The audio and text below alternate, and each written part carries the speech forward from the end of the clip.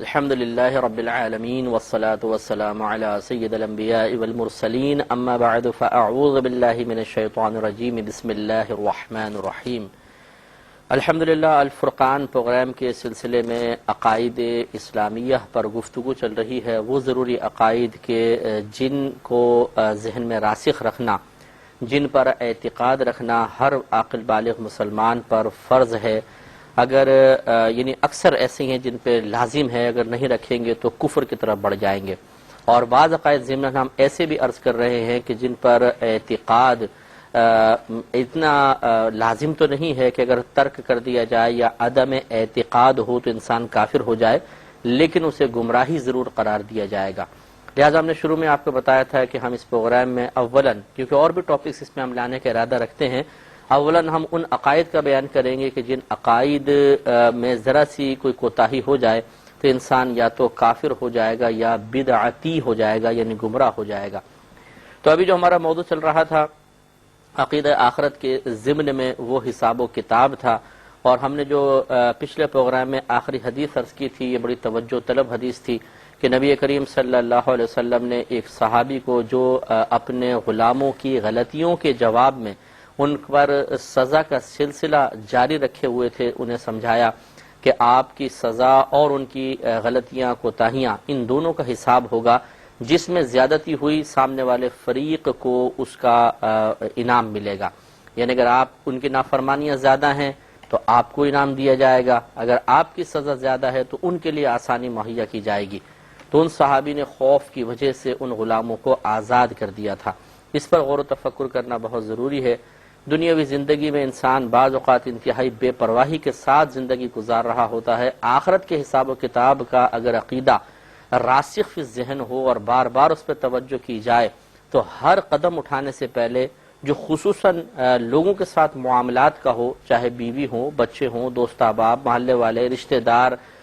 کاروبار ساتھ کرنے والے، ماتحت افسر، تو انسان بہت سوچ سمجھ کر قدم اٹھائے گا، اور ہر قدم اٹھاتے ہوئے سوچے گا کہ کہیں ایسا تو نہیں کہ آخرت میں میرے لیے گرفت کا سبب بن رہا ہو۔ پھر بھی بتقاضائے بشریت خطا ممکن ہے، تو جب خطا ہوگی، اگر یہ عقیدہ مضبوط ہوگا تو توبہ کی توفیق فوراً سے پیشتر ملے گی، اور جو اس عقیدہ آخرت پر اتنی توجہ نہیں کرے گا، حساب و کتاب کی طرف اتنا زیادہ اپنے ذہن کو مائل نہیں رکھے گا، وہ یقیناً توبہ کی طرف نہ تو مائل ہوگا اور نہ اس کے اعمال و افعال میں احتیاط پسندی نظر آئے گی، بلکہ جرت، بے پرواہی، غفلت، بے احتیاطیاں، اور بس دنیا کے لیے سب کچھ انسان کرے گا، اپنی نفسانی خواہش کے لیے، اپنے سکون کے لیے، چاہے اس کے مقابلے میں سامنے والے جسمانی، ذہنی، روحانی کتنی ہی اذیتوں میں کیوں نہ مبتلا ہو رہے ہوں، وہ پرواہ نہیں کرے گا۔ یہ سیدہ عائشہ صدیقہ رضی اللہ تعالی عنہا سے روایت ہے، مسند امام احمد بن حنبل کے حوالے سے صاحب مشکات نے اس حدیث کو لکھا ہے، 5325 نمبر یہ حدیث پاک ہے۔ سیدہ عائشہ صدیقہ رضی اللہ تعالی عنہا ہی اس کی راویاں ہیں، کہتی ہیں کہ میں نے نبی کریم صلی اللہ علیہ وسلم کو ان کی کچھ نمازوں کے بعد یہ دعا کرتے ہوئے سنا کہ اللہم حاسبنی حسابا یسیرا، اے اللہ تو مجھ سے آسان حساب لینا۔ تو میں نے عرض کی یا رسول اللہ صلی اللہ علیہ وسلم، یہ آسان حساب کیا چیز ہوتا ہے؟ تو فرمایا کہ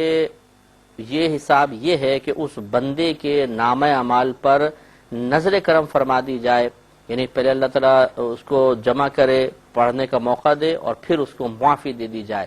کیونکہ جس کے حساب میں اس دن جرح کر لی گئی اور اللہ تعالیٰ نے گرفت شروع فرما دی، اے عائشہ وہ ہلاک ہو جائے گا۔ تو معلوم یہ ہوا کہ آسان حساب کی دعا ہمیں کرنی چاہیے۔ تو پہلے حساب کا تصور ہوگا تو اس میں آسانی طلب کی جائے گی نا، تو اس کا مطلب یہ ہوا کہ خود نبی کریم صلی اللہ علیہ وسلم تعلیم امت کے لیے حساب میں آسانی کی دعا فرمایا کرتے تھے۔ ہمیں بھی اپنی دعاؤں میں اس جملے کو شامل کر لینا چاہیے کہ اے اللہ ہمیں بلا حساب و کتاب داخل جنت فرما دے، اور میرا غالب گمان یہی ہے کہ اللہ تعالیٰ اس دعا کی توفیق اسی کو عطا فرمائے گا جس پر یہ انعام ہونا ہوگا، ورنہ عموماً بھول جاتے ہیں، ہم یہ دعا نہیں کر پاتے۔ لیکن یہ بھی نہیں ہے، میرا اپنا غالب گمان ہے، یہ بھی نہیں ہے کہ آپ یہ دعا مانگتے رہیں گے تو ضرور حساب و کتاب سے بچ جائیں گے، لیکن حسن زن اللہ تعالیٰ کی ذات پاک سے یہی ہے کہ جب وہ ہمیں مسلسل ایک دعا کے کرنے کی توفیق عطا فرما رہا ہے، اور جب وہ یہ دیکھتا ہے، ملاحظہ فرماتا ہے ایک بندہ اس نے حسن زن رکھے ہوئے ہے، تو اللہ تعالیٰ اس بندے کے حسن ظن کی لاج رکھتا ہے اور اس کے گمان کے مطابق اللہ تعالیٰ نتیجہ فراہم کر دیا کرتا ہے۔ تو بار بار دعا مانگے اللہ تعالیٰ، جب بھی آپ دعا مانگے کہ اے اللہ مجھے، میرے گھر والوں کو، میرے رشتہ داروں کو، میرے دوست احباب، مجھ سے تعلق رکھنے والوں کو، سب کو بلا حساب و کتاب داخل جنت فرما دے۔ یہ مزید ایک روایت ہے حضرت ابو سعید خدری رضی اللہ تعالی عنہ اس کے راوی ہیں اور بیہقی کے حوالے سے ہے، حدیث نمبر 5326 ہے۔ حضرت ابو سعید خدری رضی اللہ تعالیٰ عنہ فرماتے ہیں کہ میں نبی کریم صلی اللہ علیہ وسلم کی خدمت اقدس میں حاضر تھا، تو میں نے عرض کی کہ یا رسول اللہ صلی اللہ علیہ وسلم مجھے ذرا بتائیے کہ جب ہم بروز قیامت اللہ تعالیٰ کی بارگاہ میں کھڑے ہوں گے تو وہ دن تو بہت طویل ہوگا، تو کیسے گزرے گا؟ تو رحمت کونین صلی اللہ علیہ وسلم نے فرمایا کہ وہ دن مومن کے لیے ہلکا کر دیا جائے گا، یہاں تک کہ اس پر ایک فرض نماز کی طرح ہو جائے گا۔ میں بہک سکوں یہ مجال کیا، میرا رہنما کوئی اور ہے۔ اور ایک اور روایت انہی سے ہی ہے، یہ کہتے ہیں کہ اس دن کے بارے میں عرض کی گئی سرکار کی بارگاہ میں صلی اللہ علیہ وسلم، اس دن کے بارے میں عرض کی گئی جس کی مقدار 50,000 سال ہے، یعنی میدان محشر میں جو دن ہوگا۔ تعجب سے لوگوں نے کہا کہ اس دن کی کتنی درازی ہے، کتنا لمبا وہ دن ہے۔ تو نبی کریم صلی اللہ علیہ وسلم نے فرمایا کہ اس ذات کی قسم جس کے قبضہ قدرت میں میری جان ہے کہ وہ دن ان مومنین پر ہلکا کر دیا جائے گا، یہاں تک کہ اس فرض نماز سے بھی آسان ہو جائے گا کہ جسے وہ دنیا میں ادا کیا کرتا تھا۔ تو معلوم یہ ہوا کہ نیک مومن، پرہیزگار مومن، جس پر اللہ تعالیٰ کرم فرمائے، گناہگار مومن پر بھی کرم ہو سکتا ہے، ان کے لیے وہ دن تو بہت ہی چھوٹا ہے، بالکل ایسے جیسے نبی کریم فرماتے ہیں کوئی فرض نماز ادا کر لے۔ فرض نماز آپ دیکھیں عشاء بھی اگر ہم پڑھتے ہیں تو 4 فرض ہیں، باقی پھر 4 سنتیں، 2 سنتیں، نوافل، وتر، یہ فرض نماز نہیں ہے۔ سرکار نے صرف فرض نماز بیان فرمائی۔ فرض نماز زیادہ سے زیادہ 4 رکعت ہے یا 2 رکعت ہوتی ہے، تو 4 رکعت کی ادائیگی میں کتنا وقت لگتا ہے؟ اگر آدمی نارمل انداز سے بھی ادا کرے تو میرے خیال میں غالب گمان یہ ہے کہ 2 منٹ میں 1 رکعت آپ لگا لیں، 8 منٹ، زیادہ سے زیادہ 10 منٹ آپ لگا لیجیے اور سکون سے پڑھیں، تو گویا کہ میدان معاشر مومنین کے لیے تو بالکل ایسا ہوگا جیسے 10 منٹ کا وقفہ،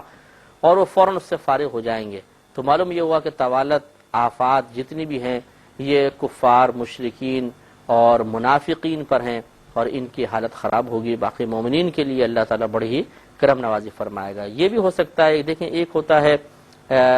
ایک چیز کا ظاہر، ایک باطن۔